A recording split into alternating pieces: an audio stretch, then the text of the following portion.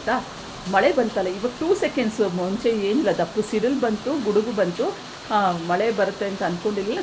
ಒಂದೆರಡು ದಪ್ಪ ಹನಿ ಆಯಿತು, ಇಮ್ಮಿಡಿಯೇಟಾಗಿ ಜೋರಾಗಿ ಮಳೆ ಬಂತು. ಯಾಕೆ ಹೇಳ್ತಾ ಇದ್ದೀನಿ ಅಂತಂದರೆ, ನನ್ನ ಪೆಟ್ನ ಡಾಗ್ನ ವಾಕಿಂಗ್ ಕರ್ಕೊಂಡು ಹೋಗಿದ್ದೆ. ಅದು ಸುಮ್ಮನೆ ಅದು ಜನ್ರಲಾಗಿ ವಾಕಿಂಗ್ ಹೋಗುತ್ತೆ. ನಾನು ಬಂದಮೇಲೆ, ಈಚೆ ಕಡೆಯಿಂದ ಬಂದಮೇಲೆ ಅದನ್ನು ಜನ್ರಲಾಗಿ ನಾವು ಆ ತುದಿಯವರೆಗೂ ಕರ್ಕೊಂಡೋಗಿ ಒಂದೆರಡು ನಿಮಿಷ ರೋಡೆಲ್ಲ ನೋಡಿಕೊಂಡು ವಾಪಸ್ ಬರುತ್ತೆ.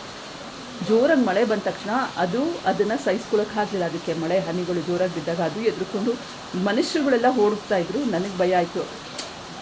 ಓಡ್ತಾ ಇರೋದ್ರಿಂದ ಈ ನಾಯಿಗಳು ಫೆರೋಷಿಯಸ್ ಆಗಲ್ಲ, ಅವ್ರಿಗೂ ಏನೋ ಅಂತ ಹೇಳಿಬಿಟ್ಟು ಹೆದರಿಕೆಯಿಂದ ಅವನು ಹಿಂದೆ ಹೋಗ್ತಾರೆ ಅಂತ ಹೇಳ್ಬಿಟ್ಟು ನಾನು ಅದನ್ನು ಕೂಲಾಗಿ ಕರ್ಕೊಂಡ್ಬಂದೆ. ನೋಡಿ, ಸ್ಟ್ರೇ ಡಾಗ್ಗಳು ಎಷ್ಟು ಅನುಭವಿಸುತ್ತೆ. ಅದಕ್ಕಿಂತ ಹೆಚ್ಚಾಗಿ ಕಾಟನ್ ಪೇಟ್ ಮೇನ್ ರೋಡಲ್ಲಿ ಸಣ್ಣ ಸಣ್ಣ ಕರುಗಳನ್ನು ಕಟ್ಟಾಕಿರ್ತಾರೆ ಮಳೆಯಲ್ಲಿ. ನೀವು ಯಾರಾದರೂ ಹೋಗಿ ನೋಡ್ಕೊಳ್ಳಿ ಕಾಟನ್ ಪೇಟ್ ಮೇನ್ ರೋಡಲ್ಲಿ. ನಿಜವಾಗ್ಲೂ ಒಂದು ಬೇಜಾರಾಗುತ್ತೆ ನೋಡಿದ್ರೆ, ಕಣ್ಣಲ್ಲಿ ನೀರು ಅನ್ನೋದಕ್ಕೆ ತುಂಬ ಎಷ್ಟು ಮನುಷ್ಯರು ಎಷ್ಟಿದ್ದಾರೆ ಅಂತ. ಇಷ್ಟು ಜೋರು ಮನೆಯಲ್ಲಿ ನಾಯಿನೇ ಸಹಿಸ್ಕೊಳ್ಳಿಲ್ಲ. ನಮ್ಮ ಮನೆಗೆ ಸಾಕಿರೋ ನಾಯಿನೇ ಆ ಮಳೆಯನ್ನು ಸಹಿಸ್ಕೊಳ್ಳೋಕ್ಕಾಗದೆ ಓಡಿ ಬಂದಿದೆ ಎದುರುಕೊಂಡು ಮಳೆಗೆ. ಇನ್ನು ಪಾಪ ಇಡೀ ದಿನ ಮಳೆಯಲ್ಲಿ ಇರುತ್ತೆ. ಅದು ನಾವು ಸಂಚಾರಿ ವಾಹನದಲ್ಲಿ ಪ್ರಯಾಣ ಮಾಡುವಾಗ ನಾವು ಮಾಡ್ಕೊಳ್ಳೋಕ್ಕಾಗೋದಿಲ್ಲ ವೀಡಿಯೋ ತೋರಿಸೋಣ ಅಂತ ಹೇಳಿದ್ರೆ. ಅಂದರೆ ನಾವು ಕೂತ್ಕೊಂಡಿರ್ತೀವಿ, ಸಡನ್ನಾಗಿ ವೀಡಿಯೋ ಮಾಡ್ಕೊಂಡು ಹೋಗೋದಕ್ಕಾಗೋದಿಲ್ಲ. ನೋಡಿ ಎಷ್ಟು ಪ್ರಾಣಿಗಳು ಸಹಿತ ಇದಾಗುತ್ತೆ ಅಂತ ಹೇಳ್ಬೋದು. ಸ್ಕೈ ಬೆಟ್ಟ ಬಾಯ್ಲಿ, ಸ್ಕೈ ಬೆಟ್ಟ ಎಲ್ಲಿದೆಯಾ ಮಗನೇ? ಎಷ್ಟು ಜೋರಾಗಿ ಮಳೆ ಬರ್ತಾ ಇದೆ ಗೊತ್ತಾ?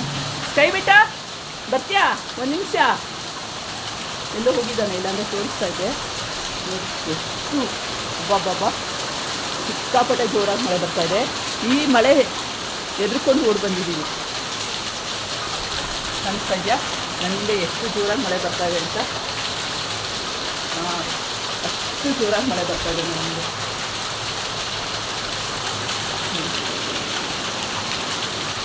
ನಮ್ಮನೆ ಗೇಟು ಮುಂದೆನೇ ಎಷ್ಟು ಮಳೆ ಬರ್ತಾ ಇದೆ ಇವಾಗ.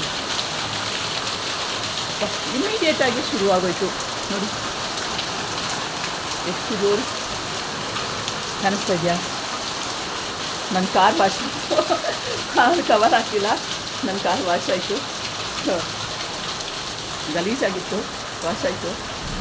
ಫಸ್ಟು ಜೋರು ಮಳೆ, ಭಯಂಕರ ಮಳೆ. ಎಲ್ಲಿದೆ ಸ್ಕೈ ಬಿಟ್ಟ? ಬಾರೋ ಇಲ್ಲಿ ಮನೆ. ನೋಡಿ ಅವನಿದ್ದಾನೆ ನೋಡಿ, ಎಷ್ಟು ಒದ್ದೆ ಮಾಡ್ಕೊಂಡಿದ್ದಾನೆ ನೋಡಿ. ಅವನು ಬರಲ್ಲಂತೆ ನೋಡಿ ಅವನು.